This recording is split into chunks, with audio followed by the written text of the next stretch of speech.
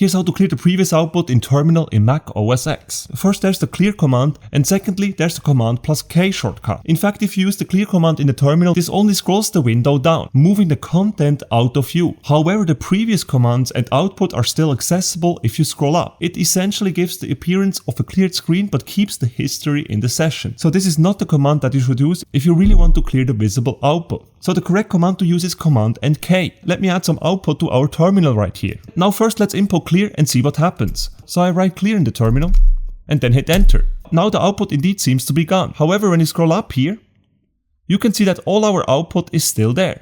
Now let's try command and K instead. So on my keyboard I press command plus K, and as you can see the visible output is cleared, and in fact we cannot scroll up anymore. So to clear previous output in a terminal session, the command to use is command plus K. And that's it guys. If you enjoyed this video, make sure to smash the like button and subscribe to my channel for more terminal tutorials.